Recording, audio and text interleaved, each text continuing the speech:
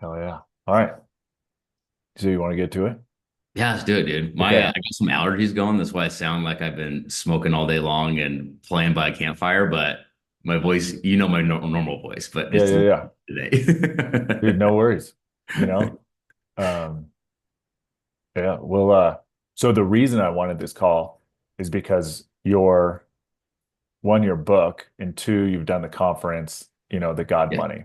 yeah, I've been diving so much deeper in my faith lately, awesome, dude. which is, I mean, you can't go wrong, right? I've Yeah, been getting so much more in my faith. I've had different work things in my life change. okay, Um, And right now, I'm the brokest I've ever been, okay, literally right now. And I'm trying to figure out this thing of the abundance, the resources, my relationship with money, and my relationship with God. And it's like, who can I just reach out to in the world to talk to about these things? Like, my wife signed us up for this lady who has this like money fucking seminar thing that was three okay, days. And it okay, was a free 3 day thing because at the end you buy her program and yeah, it's advertised, there's no fluff, blah, blah, blah. yeah. The lady was not my cup of tea. She's like a super woke chick. And my wife would preface like, she's not gonna be like what we're about, but and I'm like, you know what? This lady makes more money than me than I've probably ever made. So like I'm gonna listen. Yeah, yeah, So we didn't buy the program by any means at the end, but she had some principles that it's like, okay, how do we enact this? Like she had some good things that were like, all right, how do we think about this? And it made me immediately want to reach out to you after oh, because it's awesome. like I want to talk to somebody who is a person of faith and who's not, I don't know, just her. Yeah. Was she like faith background or no? I doubt it. Like Okay. her whole like advertising video that she did at the end was like this lesbian couple.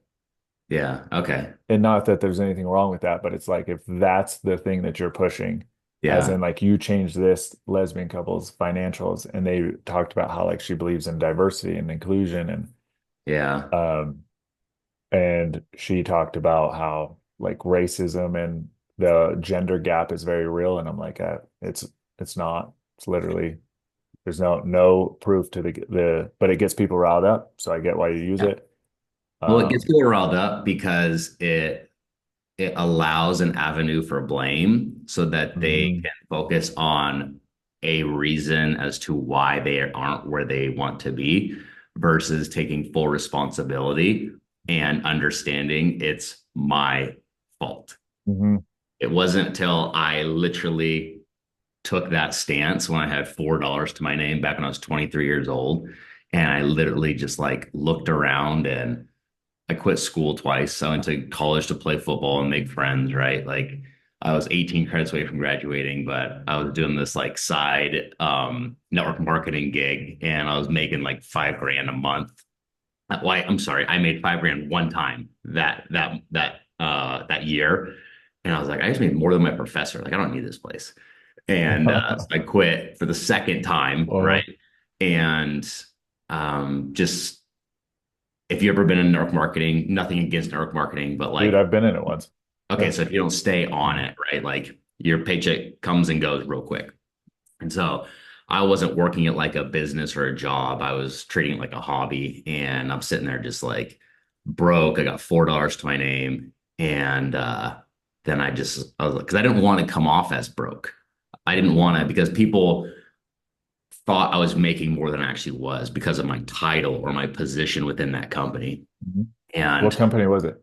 it was FHTM. Oh, okay. It's not around anymore. It went to like Zija and then Isagenix bought Zija. And anyways, I've been out of it for a decade now. Yeah, yeah. But um, yeah, it's just interesting how it was so empowering when I literally was like, okay, this isn't my parents' fault. This isn't the college fault. This isn't the network marketing company's fault. Like it's my fault. I have $4. Mhm. So what are we gonna do about it? Mhm.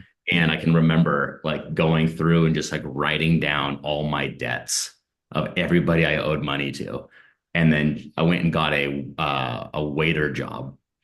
bussing tables and waiting at this Brazilian restaurant here in Boise, Idaho called Tucanos. And I started making like 3,200 a month. And I felt, dude, just like when you go from making no money Mhm. to then making any bit of money, like it's just this immense relief, right? And that's when I started to tweak my view on money. And this is without my religious background, without anything focused on God related or knowing about tithing or any of that stuff. It was just like, I need money because I have none. Mhm.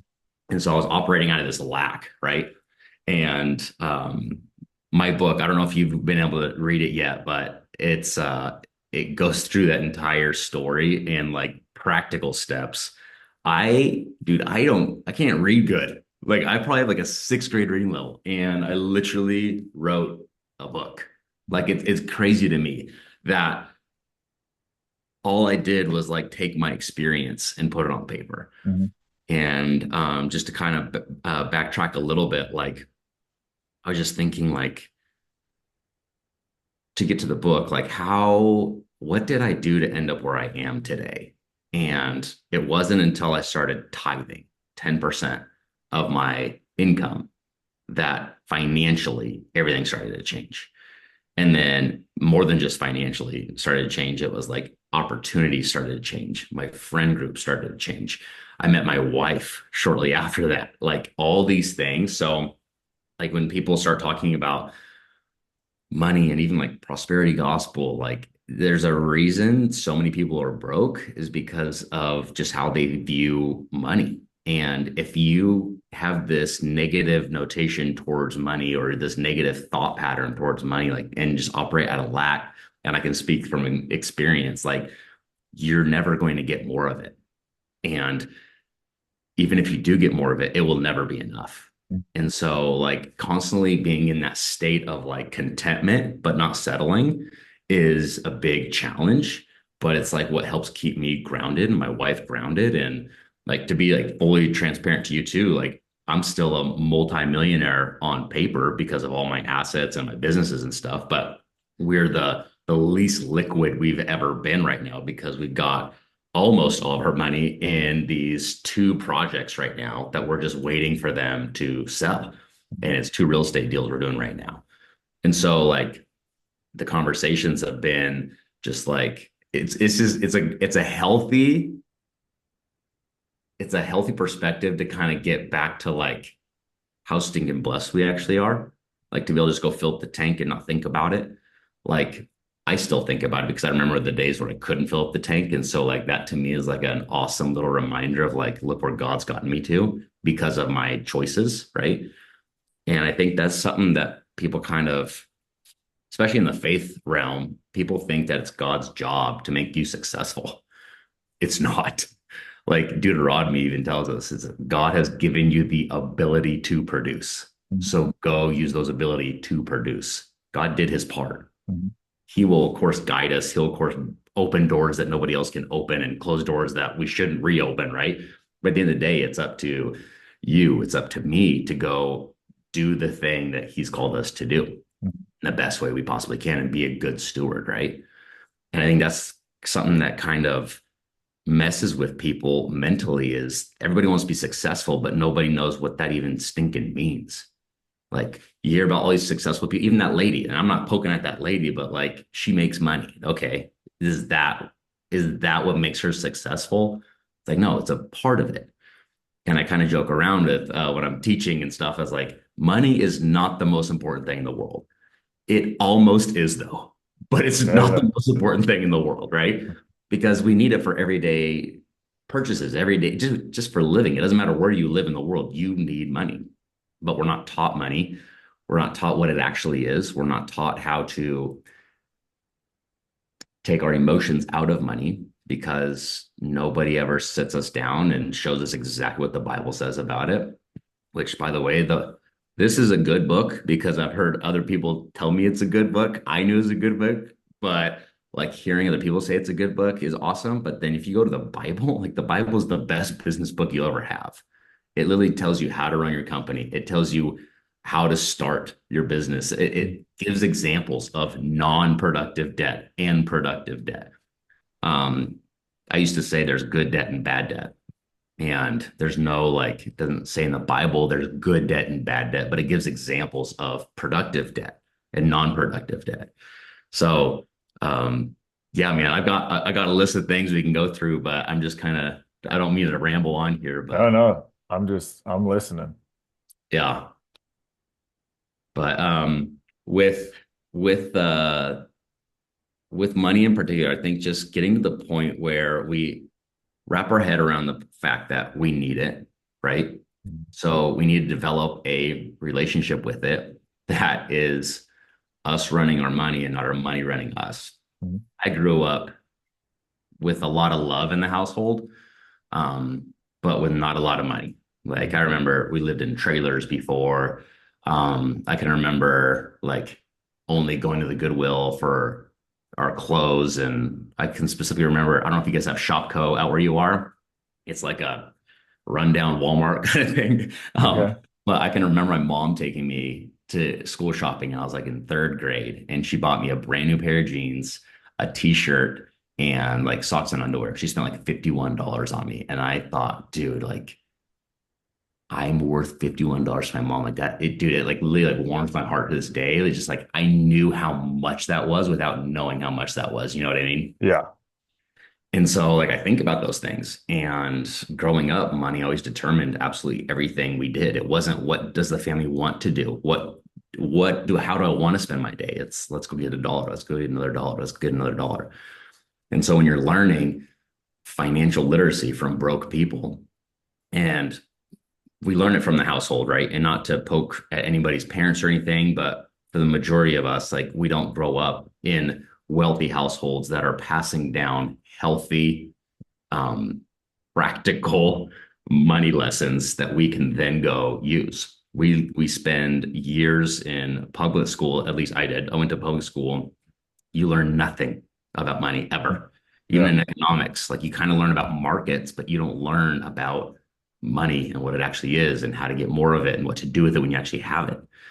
And so going back to like my version of being successful is simply put of becoming who God created you to be is becoming successful to me.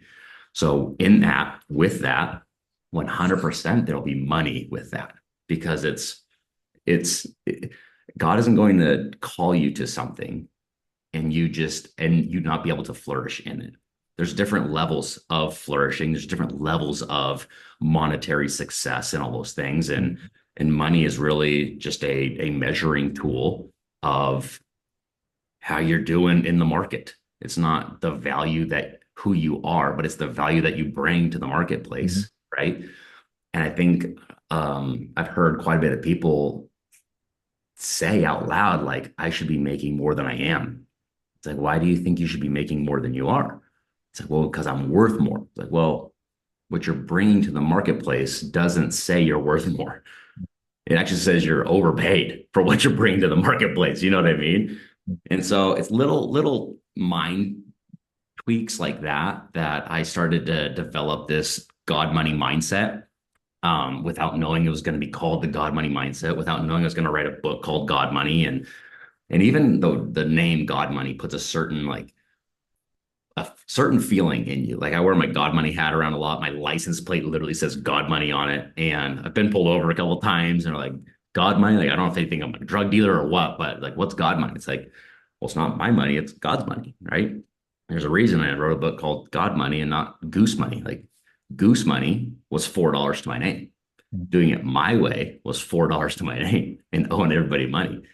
But when I started to look at what the Bible actually said about money, when I started to actually look at the practical steps that the Bible outlays in there and strategies in the Bible, it's crazy, dude. Like I was talking with this contractor, Steve, I forget his last name, but he's down in Dallas. He goes to Gateway Church.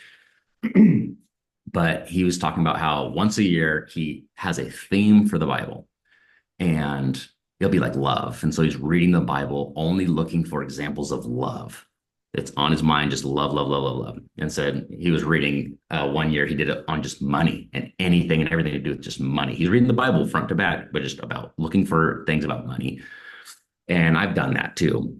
And there's a lot in there, dude. Like way more to unpack than just this one podcast. But I think you digging deep into your faith and just kind of being available. Like I think that's what tithing does too. Like, and tithing, by the way, is 10%. It's not, there's three ways to give. There's offerings, which is kind of whatever you're being called in that moment to give. Um, there's tithes, which is 10%. And then there's like first fruits giving. First fruits giving is done at the beginning of the year. And there's extravagant giving and that stuff that kind of falls in offerings. First fruits is I'm going to give at the beginning of the year before I know how the year is going to pan out. I'm not going to give at the end of the year and see like how it went and be able to do it that way. But it's literally like putting faith in and just planting that seed in the beginning of the year. Mhm. And I It's know like there's the like Cain and Abel. 100%. Yeah. Yeah. God wants our first, not our last. Hmm. Not Right. the afterthought. Yeah. Yeah. Because what's the point? He doesn't need our Hmm. money. Hmm. He just wants our heart. Yeah. So if our number one goal is to pay our Verizon bill, then pay our rent bill or our mortgage, and then pay the grocery bill, and then see how much is left over to then donate to God who doesn't need money, like it's wild. It's Hmm. wild. But we think like, well, I gave or I tithe. It's like, yeah, but you did it at the end. Like the point isn't to do it at the end after all your living expenses.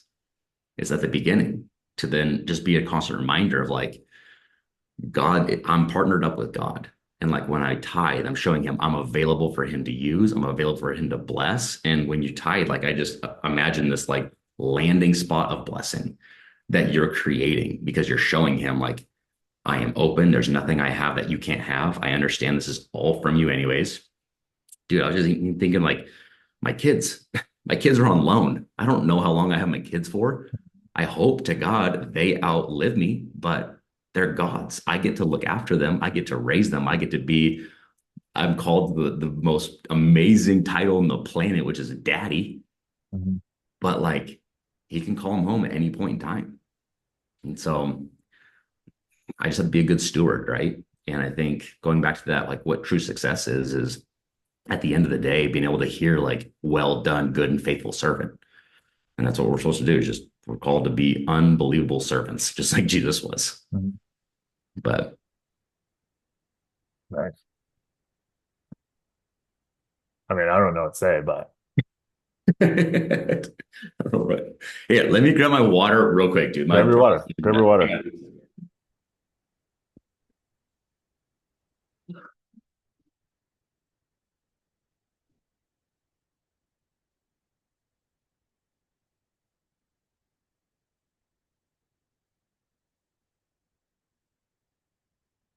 You can get your food in too, so you get that 200 mark.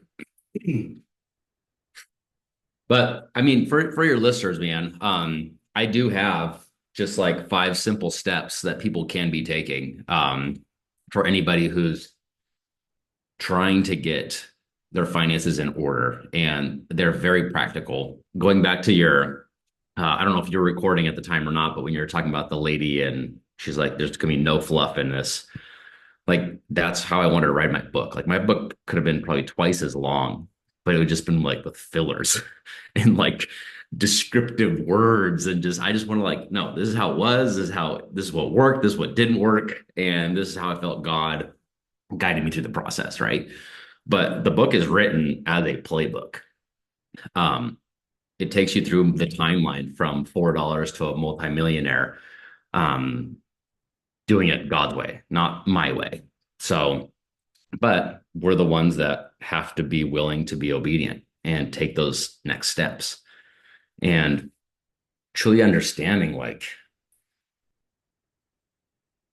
going like right now I know I've done just about everything that I know how to do to get these deals done and they're just not done yet, so I'm waiting for God to show up in his timing, and his timing's not always my timing, right? Like I can be very patient and I can be very impatient real quick. And so but that takes faith. If everything just happened exactly how I wanted it when I wanted it, I wouldn't need God anymore because now it's on my terms. And that to me seems like very empty. And I know quite a bit of people who are very wealthy, they have a lot of money, but they don't even enjoy it. They could enjoy it so much more if they tithed, right? And I think that's the other thing too about tithing is like, I know it sounds like I'm paid to talk about tithing. I'm not, but it's just my story, dude. It's my testimony. Like, and tithing, by the way, is like you should wherever you get fed spiritually, that's where you should tithe to. Okay, so even if it's just like a podcast, and you're getting fed that way, or whatever church you're going to, if you're like an online service kind of thing, just whatever you're getting fed spiritually, and just full transparency, like I believe in God, I believe Jesus came to save me, right? Like I can't save myself, I have to rely on Him. We're Christian, but yeah, so just kind of like talking about that kind of stuff is just like trying to wrap your head around what are you actually believing, right? And does it align with the Bible? And if it doesn't align with the Bible, then it's probably not going to pan out the way you want it to. It might in the short term, but long term, it's never going to be how you thought it was going to be. But Can I ask the two real estate properties? yeah, Is it the house you built and then your guys' old ranch?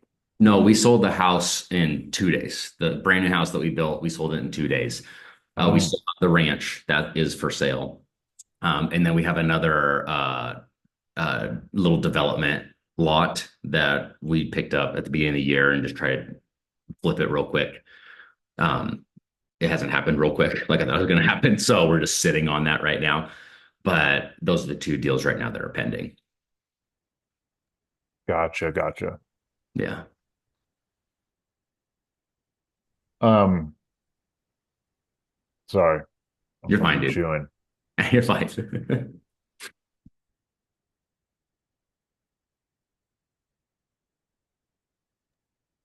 Okay, so because I selfishly wanted your time for me, what clarifying questions do you have for me to figure out what direction I need to go in? Because I probably do need to tithe more.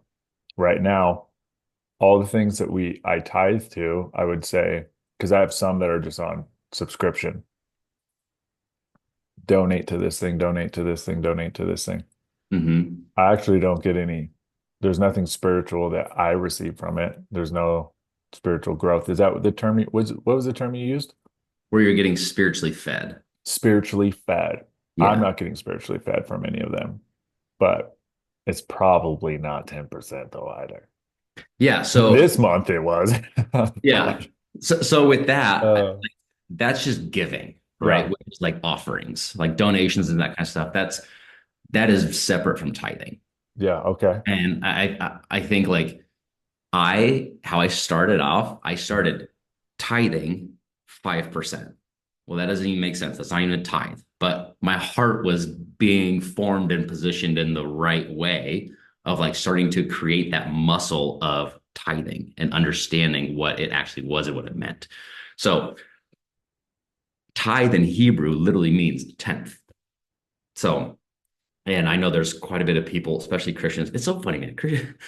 We're so silly. Like we think I know so many people who don't tithe that are Christians that are just broke because they say it's Old Testament thinking. But when you look at Old Testament and you look at New Testament, everything that Jesus did in the New Testament was amplified by what happened in the Old Testament. So 10% is probably generous because there's talk about selling everything you have to give to the church, Yeah. right? Hmm. And Leave your whole family and follow me. yeah. And what people literally miss in that's in Luke, right?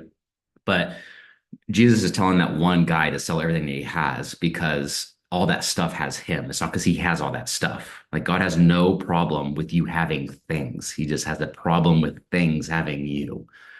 And so, like, that's a big mind shift thing of like, people think like they'll look like driving a Honda being more practical than driving a Lamborghini. But if you look at money the way God looks at money, which is in percentages, if the percentages are the same, like if you're making 40,000 and you're driving a $20,000 vehicle, that's 50% of your annual income. That's crazy numbers, right? Like same thing with like the Lamborghini. If you're making 500 a year and it's 250, that's the same percentages. So really, it's just as crazy the guy driving the Lamborghini around as the guy driving the Honda around because the percentages are the same.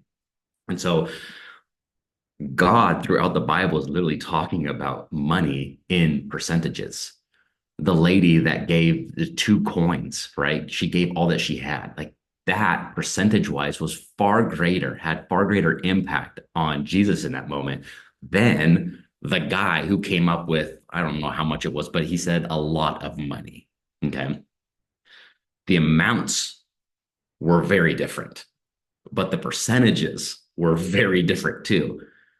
If you can stroke a check for 100 grand and you don't feel it, then it doesn't really matter, right? Like it's the same as someone spending $1 and not really feel, you know what I mean? Just it's all like perspective for sure. But I think when you can have that perspective of like, first, I believe you need to be planted in the church, right? Like just find a church you and your wife, your family want to go to, even just watch online, go church hopping for a while and see what like fits for you guys. But being grounded in that helps with community for one, and it's accountability. Like going to church once a week, right? It's kind of tough. Like I'm constantly listening to different podcasts and stuff because I'm trying to get fed throughout the week because I know Sunday's not enough for me. Yeah. And I think that's one thing too, like mentally, like people, I've heard people say like, well, I don't need any more money because God's already given me everything I need. I don't need any more money. And so I think that's very selfish to say that because you're just focusing on your needs. Like you're blessed to bless others. Mhm. You need to take care of your household first, 100%. Yeah. You need to put your mask on first, 100% before you can help others. Mhm. But I mean, why? I want lots more money. I personally, I want the most money Yeah, because me I too. know what I do with it, right? Like it goes to work, and that's money's job is to go make more money Hmm. so you can bless more people. Yeah. My tithe is set at a certain percentage, it's 10%. Hmm. If I make more money, I'm able to tithe even more amount wise, but it's the same percentage, Yeah. right? So, and like the donations and the offerings you're giving now, like you could start adding zeros and commas to those if you had more money. One of them is a Christian-based Awesome. one that is for women who've had miscarriages. And my Oh wife wow. signed us up for that one. And like that's a one where it's like, how do we add a zero or a comma? Yeah. And we met her at a Christian homeschool thing. Yeah. Her story's freaking out there. Like, what she's doing is like, I feel like most people who would have gone through what that lady went through, they would allow that to be their crutch and their excuse. She turned her story into what I like to tell people is no, that's the advantage you have. And like you overcame the obstacle. So that's why you went through that. We Yeah. get a choice of how we react to the circumstances that we went through. 100%. And she is out there freaking spreading the gospel and helping women. Yeah. But the Dude, other that's ones is like one is to like a wildlife conservation thing that I saw outside of like natural grocers. sure. I was like, sure. And the other one is like this dude online who rescues tigers, Oh yeah. who I was Okay. like, sure. Yeah. What's his name? Um, It's not Tiger King, is it? no, it's I'm just this guy's a black jaguar or white tiger. Yeah, black jaguar, okay. white tiger. Okay, cool. Yeah. Yeah, no, so like those are just donations, right? So Hmm. like when you go to physically um tithe at wherever you're going to church or your community in that area, right? Um, I think that's where you start to see transformation in more areas than just finances in your life.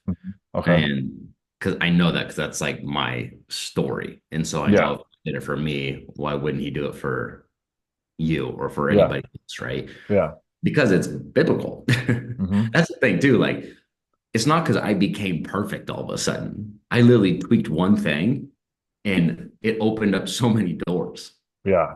wasn't I got perfect. I got obedient. And Hmm. there's a big difference. Like I still do. I'm a very flawed human being, like to Hmm. this day. Like my kids think I hung the moon. But other than that, everybody else knows like I've got issues, right? Like just like everybody else. My kids think I hung the moon. That's awesome. Yeah. But like, dude, like there's a Luke Combs song actually I was just listening to the other day, and it talks about how like I hope I'm the man he thinks I am. And talking about his son. Yeah. Like I want to Dude, live up to the man that he actually thinks I am. I preach about that a lot. Yeah. And it's dude, like it's unreal. But yeah, I don't have it all figured out. I don't like I'm just trying to do what I feel called to do. I'm just trying to like even I don't you can barely see my whiteboard back here, but this is one of our businesses. It's Idaho Sports Bracing. We own a medical supply warehouse, Yeah. and I'm constantly trying to pull different levers and make sure I'm being a good steward of what we have and making sure that I'm not getting complacent in it. And just because it's producing money doesn't mean like I'm done helping people. Hmm. And when you're in sales, when you're in coaching, we're all in sales, whether you know it or not. Yeah. Everybody's in Yeah. sales. But dollars are an indicator of how many people you're helping. Hmm. So how much money you're making, that's how many people you're helping. Yeah. So like I think just making these little shifts about money, it's not evil. Like people misquote it all the time, like money is the root of all evil. The I think the Bible money is doesn't the root of all say that, good. huh? I think the money is the root of all good. Well, it can be, right? Yeah. It's like money is like fire. It's a tool, dude. You can use Yeah. it to cook your food or you can use it to burn the house down. Like Yeah. it really is like Yeah. just a tool. I like that. Yeah. And like when we can truly wrap our mind around the tool part of it, like how many tools do you want? Mhm. Or like I give this example too, like if you had 10 shovels, people that can't wrap their mind around giving 10% of their income, if you had 10 shovels and the church wanted one of them, You would give them a fucking shovel. you'd give them a shovel. You Yeah. wouldn't think twice about it, right? But Mhm. when it comes to money, all of a sudden it's like, whoa, you want how much? But it's normally because we're giving out of the leftovers and not at the top. Mhm. And God will do way more with our 10% than we can do with the 100%. Like he makes it's amazing how much more he'll stretch 90% of our money than if we have 100% of our money doing it our own way. When Yeah. we're doing his way, that 90% seems to just multiply and last longer. Mhm. But Okay. So, number one, the rest of these questions, the rest of the thing that I'm going to talk to you about is I want you to tell me all the holes I have in my bucket, okay. and I need you to be brutally honest, as if Okay. I was a coaching client of yours. Okay. And I'm going to tell you, you can feel free to ask me any questions or clarifying questions. But number one that I've gotten from this is that I need a tithe at the top, which usually it's that like, how do you pay? And then, okay, maybe I have 10% left and then it's there Yeah. versus, all right, as soon as I get this check that should come in a couple of days, it's like, boom, 10% of that. I'm just going to Venmo it to a pastor of a small church that am I being spiritually fed from them? No, but my Yeah. wife and I have actually been church hopping to try and Good. find one. Good. There was a little one that I liked, a little tiny, like hole in the wall church, like those ones that to me, I'm like, this is what it's about. Yeah. I have the pastor's phone number. We went there a handful of times and I'm gonna just Venmo him. Awesome. Be like, here. So I got number one, I'm gonna start tithing. So really quick about me, I've always taken 100% responsibility. Even when I was trying to raise $10 million dollars for a business in 2019, and then, attorneys had contracts exchanged, COVID happened a couple months later because that was Q4, Hmm. Q1 of 2020, they're like weird stuff's happening, and then COVID fucking happened. Yeah. Excuse my What's language. COVID? Yeah, that thing. Um, you know what? In 2020, I went and hunted in Idaho Oh in the yeah. couple small towns that I went to. I loved it Yeah. because there wasn't a person who acted like that was going on in Yeah. sight unless they had a California license plate. Yeah. And Yeah, because I COVID was, kind of missed Idaho. It did get here eventually, but we didn't get it for it. It was late. and I'm sure it hit more Boise than anywhere else because I went to Sun Valley. Nobody cared. Yeah. There was not a single person telling you to put on a mask going inside any building. I didn't see a single person with one unless they drove up in their Tesla and it said California, and then they had their mask in their car, Yeah. and then they were looking, do they want masks? And I'm like, no, don't wear a mask in here. And I wasn't even from there. We went to Pocatello. We went Yep. to all over all these other towns. I didn't make it to Boise, but I loved it because I was a very anti-follow any COVID protocol. So when I went there, I was like, oh, I love this place. Honey, we're moving to Idaho. So, anyways, I've always taken responsibility for my finances. I've never blamed it on anyone. Like I had family, friends who were like, if it wasn't for COVID, you guys would have got funded. And I'm like, I think it was me. Yeah. So I've always had that down. I've Yeah. never blamed anyone for my finances. Um, so there's that. I don't tithe though, Mhm. in the sense that we're talking about. So in any sense, I don't tithe. Yeah. Um, Man, there was a couple other things that you brought up that I'm like, yeah, I don't know that that applies to me. I don't know. I forgot what those other ones were with that COVID rant. But I So forget. I'd start there, right? So like whatever income you do have coming in right now, first find the church. And here's the other thing too. Like I know people who they go to church and they're like, I don't know how they're going to use my money. Oh, It's that like, ain't, I don't care. I give freaking people on the corner money, and it's like, who am I to judge what they do with it? well, and again, going back to like what's the biblical principle behind it? It's Hmm. the obedience part. Hmm. Whatever they do with the money is what they do with the money. Like Yeah. I did my part, right? So like I'm showing God that like again, I don't have to know everything about everything to be obedient. We're gonna remember it. Yep. I remembered one of them. So Okay. when you talk about helping others, you want more money because then it gives you resources to help other people. Yeah. I've literally given away one of my cars for free, and it was not a car that did not work. It was a Yeah. car that fully worked Yeah. because I felt the call to help out someone who did not have a car, they did not have a way to get to work. I literally gave it away. That's awesome, man. My wife's old car, the it by no means was it a car that you could sell for thousands of dollars, but the people at our what is it called? Like the wherever you take your car to get worked on, the auto shop. Yeah. Mechanic Those shop. guys were like, "Oh, you could sell that car for 3,500 or 4 grand." My wife's old car, and I was like, "Okay." I list it. We get this guy who came from like Iowa to plant a church, and it's his son's Wow. first car and all this, and I'm like, "I'll give it to you guys for $1,000." And he That's was like, awesome. "We can't say no to Yeah. $1,000 when I was looking for like 3,500." And I just go in and my wife's like, "How much you sell for?" I'm like, "1 grand." What?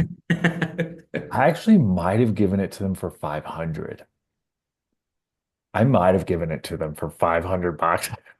That's awesome, dude. But it was just like, I don't care. I Yeah. want tons of resources. And I've always thought, so this media company that I was trying to start, and then my business partner was the former senior vice president of HBO. He contacted me for what I was going to do, what I was trying to do in 2019. Hmm. I thought, grand scheme of things, due to the market and how much I knew about the sports industry, that I was going to eventually sell it for $1 billion. I Hmm. never told anyone that except my grandma and my mom Hmm. because it's just too big of a dream for everybody. But it's like I know the sports media market. So it's like I'm going to sell this for $1 billion one day. Do I need any that much money? No. But you know how much I can do with that money to just Hmm. give away? Like even I just give things away, give money away. And so like there's the part of that where I'm like, God, you know that I just want to help people. So Yeah. it's like, what is the thing? And it's like, well, I'm not giving anything to him because I'm not tithing. I'm giving to Yeah. all these other people and thinking Yeah. like, hey man, give me more to give more away, but I don't tithe. Yeah, I think I would start there, honestly, dude. Like I know like tithing for sure. Cause I always felt like I was a pretty generous person. And I have a very similar, hang on just a second. I had again, when you don't grow up with money, like all you want is money and you want to help other people that are like you that don't have any money. Like that was kind of like my thought process, right? And but it wasn't until I started to actually get serious about my finances and Mhm. actually pay attention to it and actually steward it well. And it started with tithing.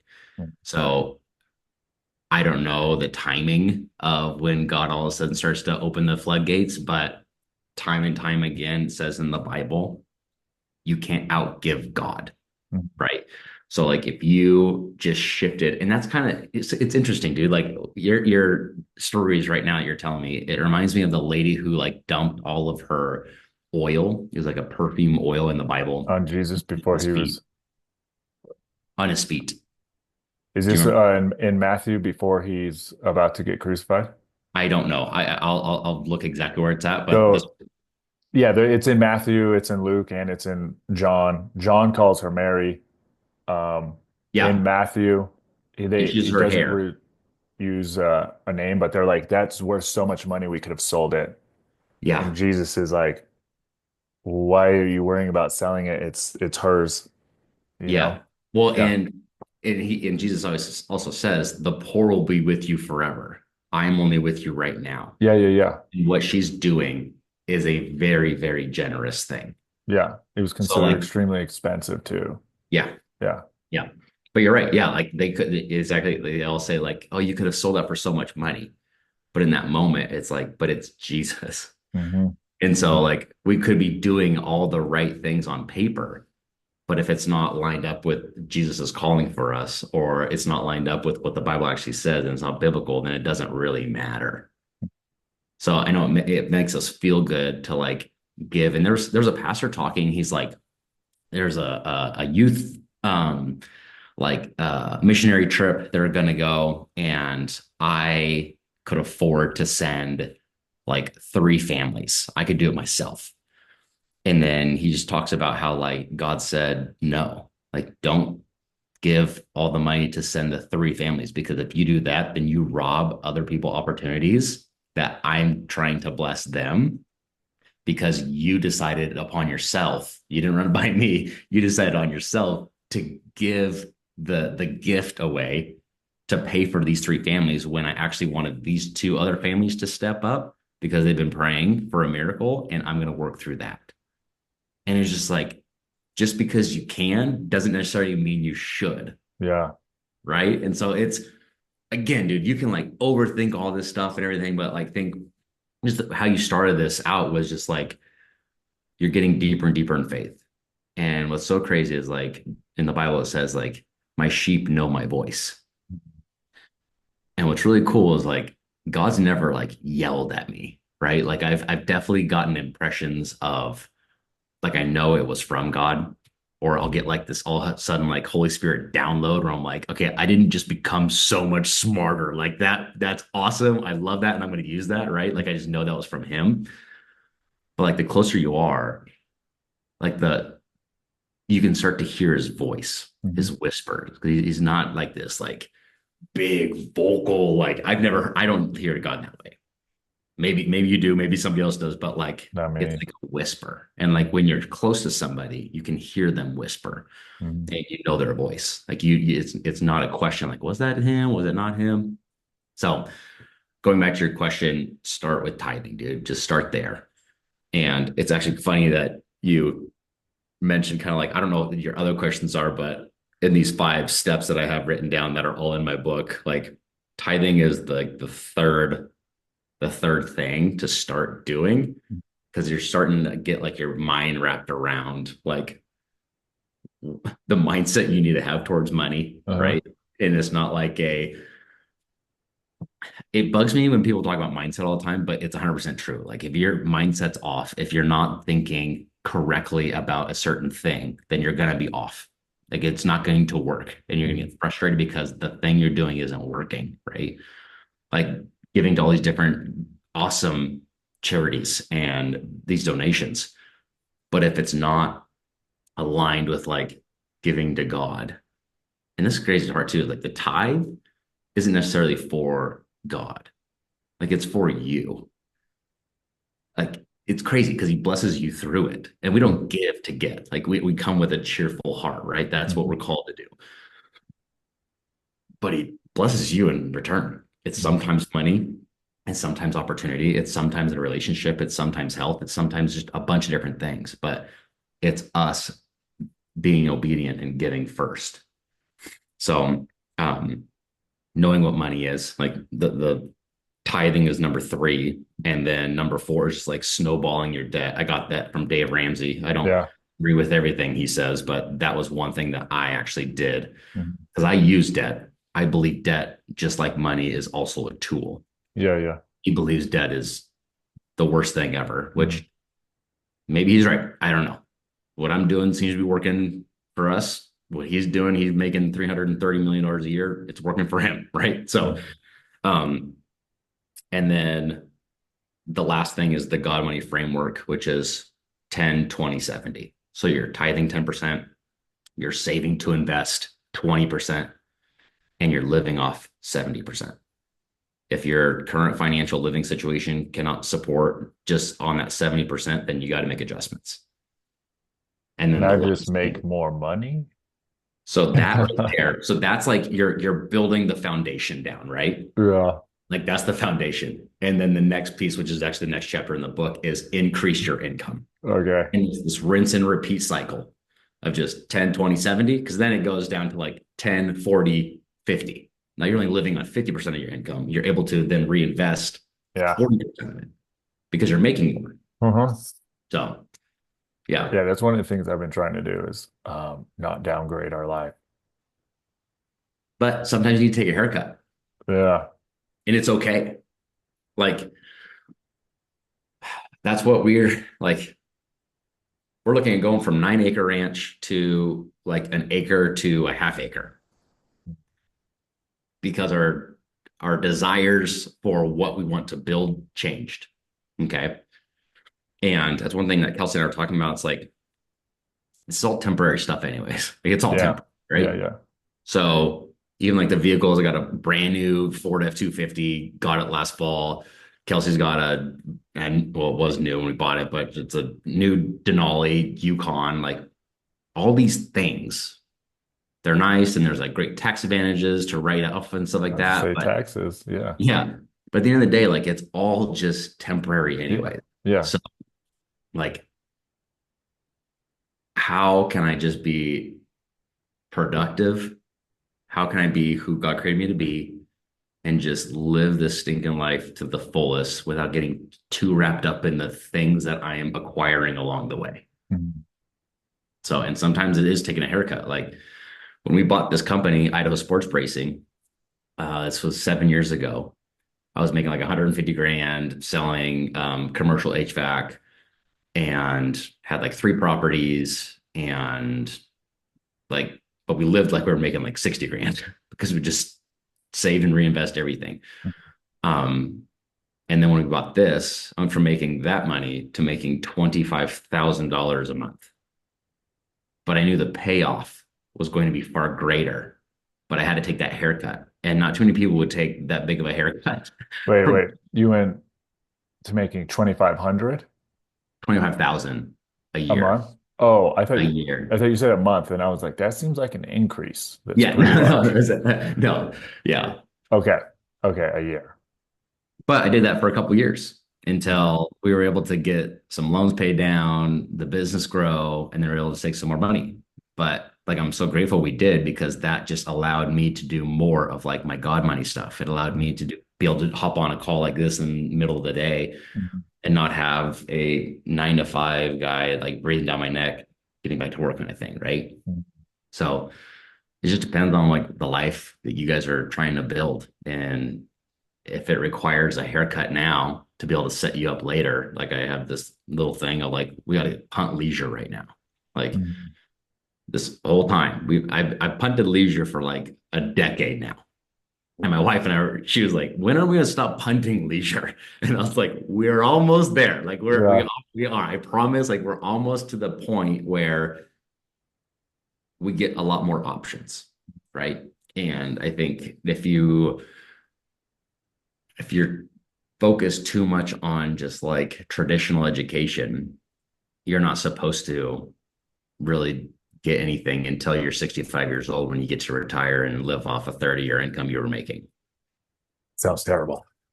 Dude, I don't, that's not in the Bible anywhere, by the way. Like, and it's interesting too, like, while you're building your passion, right? Like the thing that God put in you, there's also pieces that cross over to your work, your day to day. Like Jesus had a job, which is kind of weird to think about, right? He was a carpenter, but his work, like who he was created to be, who he came on the earth, was redeemer. He never retired from his work, Mhm. redeemer, right? And like I believe that we're not supposed to retire from our work, like who God created us to be. We can't stop being that person Mhm. unless we just choose to be disobedient, Yeah. right? But yeah, man, like hit me with another one. That's kind of like that's kind of the God money thing in a nutshell. There's a lot of different like strategies. There's a lot of different there's layers to all this, just like everything. But at the end of the day, like if we can just remember to tithe, understand what money actually is, it's a tool, nothing more. It's not evil. And like what is actually becoming successful look like and mean, and it's becoming who God created you to be. So Mhm. whoever God created you to be, but if you don't know who God created you to be, like you can't be successful. That's your Yeah. thing. Yeah. So, like, and how do you find that out? Like you spend time with him and he shows you a little bit at a time of who you're supposed to be, who you're supposed to be. The God Money conference I did is like 2 years ago now. I saw that vision when I was in junior high. I didn't know it was the God Money conference. I didn't know it was going to be in a church. I didn't know how many people were going to be there. Are you But gonna I, never do it again? yeah, yeah, we are. We had a shift to focus on Idaho sports bracing. Okay. Again, just full transparency, like it's not always sunshine and rainbows. Like we lost Mhm. two major clients last year, and we've been rebuilding since. We're almost back to where we were before we lost them, Mhm. but it's just taken a lot more time and energy. Yeah. And Makes sense. yeah, so but I definitely want to do another one. I'll do it a little bit different this time too. We had. Did you ever get the recording? No.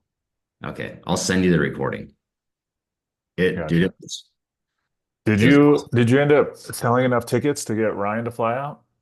No, Ryan, we needed to do like 500 and we ended up with like, how many did we have? It was like it was over 140 that were like physical. And then I don't know how many actually like Virtual. virtually were on. Gotcha.